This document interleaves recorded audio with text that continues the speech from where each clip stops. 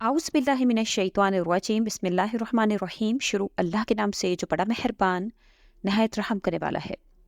अस्सलामु अलैकुम, मेरा नाम मोमिना मेहरबान है और आप मेरा यूट्यूब चैनल पीरे कामिल देख रहे हैं। आज की वीडियो बड़ी ही ख़ास है।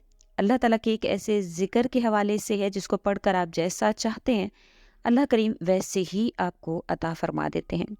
बेशक अल्लाह ताला ही वो ज़ात हैं जो इंसान की मुश्किलात को आसान कर सकती हैं, जो इंसान की परेशानियों को सुख में बदल सकती हैं। याद रखिए कि अल्लाह करीम के सिवा कोई भी आपकी मुश्किल को टालने वाला नहीं है। अल्लाह करीम ना चाहें तो कोई एक पत्ता भी हिल नहीं सकता। अल्लाह करीम अगर चाहें कि आप आसानियों वाली ज़िंदगी में आ जाएं तो 1 मिनट लगता है और अल्लाह करीम कुन फरमाते हैं और आपकी परेशानियां, आपके मामलात जो हैं वो हल हो जाते हैं। वीडियो ज़िक्र करने से पहले मैं गुजारिश करना चाहूँगी कि अगर आप मेरे चैनल पर नए हैं या मुझे पहली मर्तबा सुन रहे हैं तो मेरे चैनल को सब्सक्राइब ज़रूर कर दें। सब्सक्राइब के बटन के साथ जो बेल नोटिफिकेशन का बटन है उसको भी ज़रूर ऑन करें ताकि हमारी हर नई वीडियो आपके पास नोटिफिकेशन की सूरत में पहुँचती रहे। सूरह अलम नशरह की 5वीं आयत में अल्लाह ताला फरमाते हैं फ़इन्न मअल उसरि युस्रा, बेशक तंगी के साथ आसानी है। बाद नहीं, साथ। मा का मतलब होता है साथ। हम भी अक्सर ये समझते हैं कि बात तो एक ही हुई ना, पर नहीं, ज़रा रुकिए, बात को गौर और तवज्जो से समझिए। यहाँ बात एक नहीं है। एक होती तो अल्लाह माँ की बजाय बाद का लफ्ज़ इस्तेमाल करते, मगर अल्लाह ताला का कुरान इतना परफेक्ट है कि किसी चीज़ की कोई हद ही नहीं है। ये आयत एक सूरा में 2 दफ़ा आई है, यानी कि एक दफ़ा नहीं बल्कि 2 दफ़ा अल्लाह ताला ने इस बात को दोहराया है। और हमें पता चलता है कि चीज़ें दोहराई क्यों जाती हैं। हमें पता है कि चीज़ें दोहराई इसलिए जाती हैं कि इन पर ज़ोर देने के लिए, ताकीद के लिए।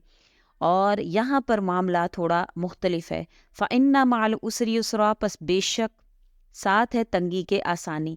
अगली ही आयत में फिर इन लफ्ज़ों को दोहराया जाता है, इन्ना मअल उसरि युस्रा, बेशक हर तंगी के साथ आसानी है। बात ख़त्म है ना? मगर नहीं, बात ख़त्म नहीं हुई। अल्लाह का कुरान बहुत अमेजिंग है। यहाँ अरबी ज़बान का एक असूल लागू हो रहा है जिसको आप बहुत तवज्जो से सुनिएगा। आप सबको यकीनन पता होगा, एक होता है इसमें नाकारा और एक होता है इसमें मारफा।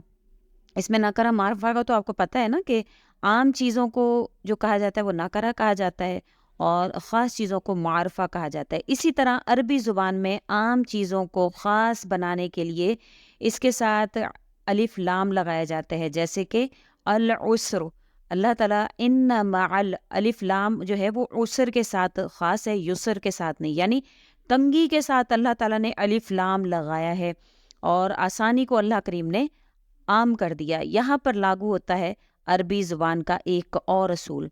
अरबी में अगर एक फ़िक्रे में एक ख़ास लफ्ज़ है और एक आम लफ्ज़ हो और बात अगर अगले ही फ़िक्रे में दोहरा दी जाए तो इसका मतलब बदल जाता है। यानी कि दोहराए जाने की सूरत में ये समझा जाएगा कि दूसरे फ़िक्रे में जो ख़ास चीज़ है वो तो पहले वाले फ़िक्रे वाली ही है, जो आम चीज़ है वो पहले फ़िक्रे वाली नहीं है।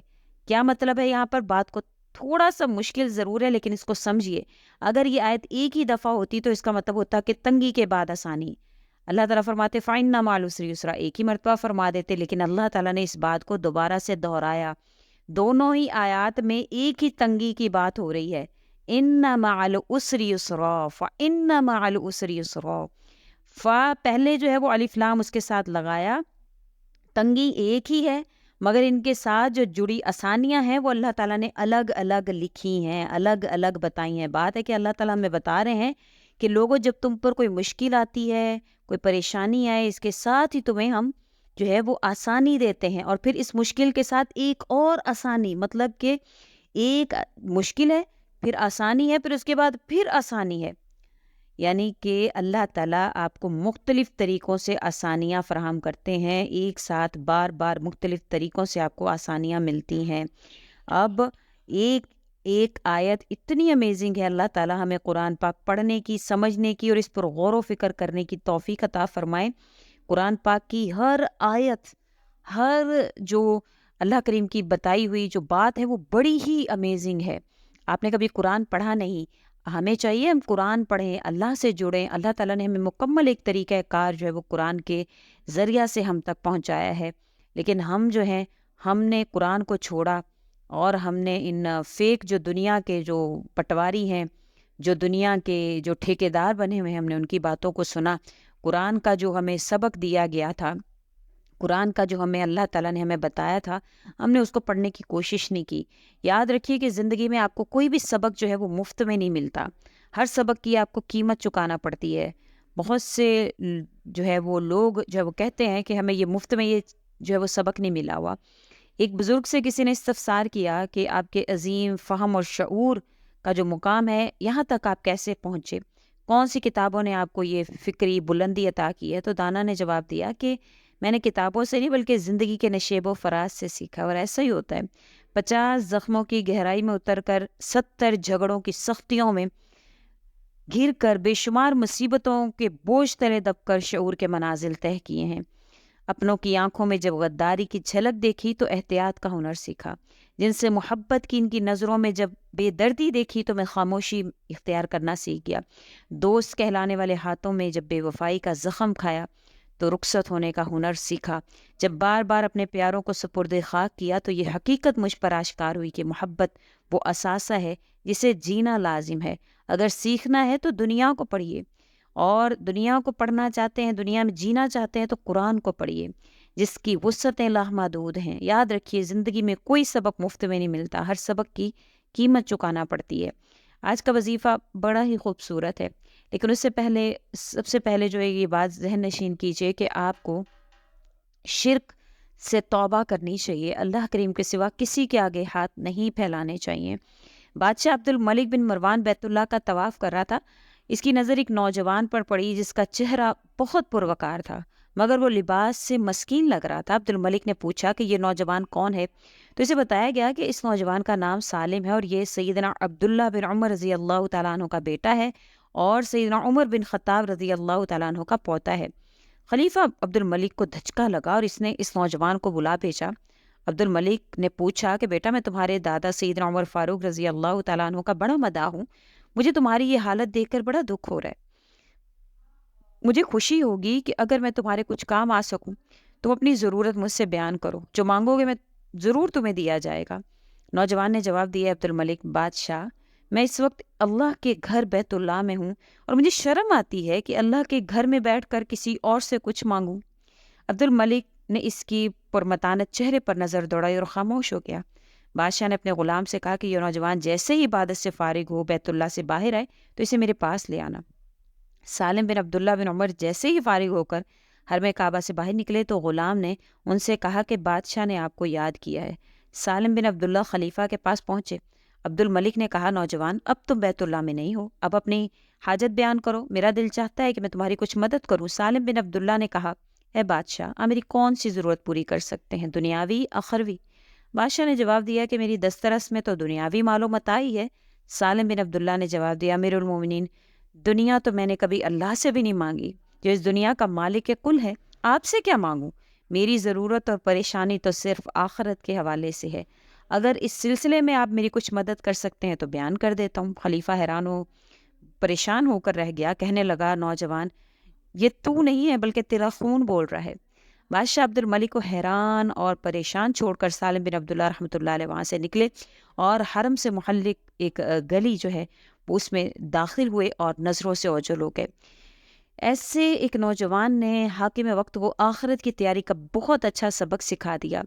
لیکن ہم نے آخرت کی پرواہ نہیں کی، ہم نے دنیا کا سوچا. ہم نے یہ کبھی سوچا ہی نہیں کہ کہیں ہمارا اللہ تو اس سے ناراض نہیں ہوتا. ہم نے غیر اللہ کے آگے ہاتھ پھیلائے.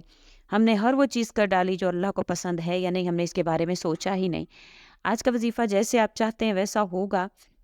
اللہ کا ایک ذکر وہ کون سا ذکر ہے کہ جو آپ کو اللہ کے قریب کرتا ہے؟ آپ روزانہ صرف اور صرف 1000 مرتبہ لا الہ الا اللہ کو اگر پڑھتے ہیں تو یہ ذکر آپ کو اللہ کے قریب کرتا ہے. اور ایک وقت ہوتا ہے جب انسان اپنی زبان سے کوئی لفظ عطا کرتا ہے تو آہستہ آہستہ اس کے دل میں اترنا شروع ہو جاتا ہے. بعض اوقات لفظ جو ہوتے ہیں وہ آہستہ آہستہ اس کے پورے جسم میں جو ہے وہ دوڑنا شروع ہو جاتے ہیں. لا الہ الا اللہ کا جب آپ اقرار کرتے ہیں تو یہ آپ کے پورے جسم میں انشاءاللہ آئے گا اور آپ غیر اللہ سے مانگنا چھوڑیں گے اور اللہ کا یہ ذکر ایسا ہے کہ جس کے ذریعے سے اللہ تعالیٰ کبھی بھی جو ہے وہ انسانوں کو نامراد نہیں لوٹاتا۔ اس کے حوالے سے شیخ عبد القادر جیلانی رحمۃ اللہ علیہ کا کہنا ہے کہ لا الہ الا اللہ اللہ کا اسم اعظم ہے کہ اس کے ذریعے سے جو مانگا جاتا ہے اللہ کریم ضرور عطا فرماتے ہیں۔ یہاں پر ایک بات واضح کر دوں کہ اللہ کریم انسان کو اس کے یقین اور اعتقاد پر عطا فرماتے ہیں۔ اگر آپ اللہ سے یقین اور اعتقاد کے ساتھ مانگیں گے تو انشاءاللہ کبھی بھی نامراد یا خالی ہاتھ نہیں لوٹائے جائیں گے۔ آپ وظیفہ کی اجازت ویسے تو سب کے لیے ہے، اور ہماری ویڈیوز میں زیادہ تر جو وظائف ہوتے ہیں وہ مسنون ہوتے ہیں، قرآن سے ان کا تعلق ہوتا ہے، تو اس کی اجازت کی ضرورت نہیں ہوتی، لیکن ہمیشہ کی طرح میں یہ ضرور ذکر کروں گی کہ ویڈیو اچھی لگنے کی صورت میں سبحان اللہ ماشاء اللہ ضرور لکھ دیا کریں، اس سے ہماری حوصلہ افزائی ہوتی ہے۔ اور اس کے علاوہ اپنی دعائیں جو ہے وہ کمنٹ میں لازمی لکھا کریں، اس سے کیا ہوتا ہے کہ جو بھی اب پڑھے گا آپ کی دعا کو تو اس پر آمین کہے گا، اور کوئی بھی اللہ کا ولی ہو سکتا ہے، اللہ کے قریب ہو سکتا ہے، تو ان شاء اللہ تعالیٰ جب آپ کی دعا کو دیکھ کر وہ آمین کہہ دے گا اور وہ اللہ کا مقرب بندہ ہوگا تو آپ کی دعا جو مقبولیت کا درجہ پا جائے گی۔ اور ویڈیو کو لائک کرنے میں آپ بڑی کنجوسی کرتے ہیں، ویڈیو کو لائک بھی ضرور کر دیا کریں اور آگے شیئر بھی کر دیا کریں۔ اسی کے ساتھ اجازت چاہوں گی، وآخر الدعوانا ان الحمد للہ رب العالمین۔ اللہ حافظ۔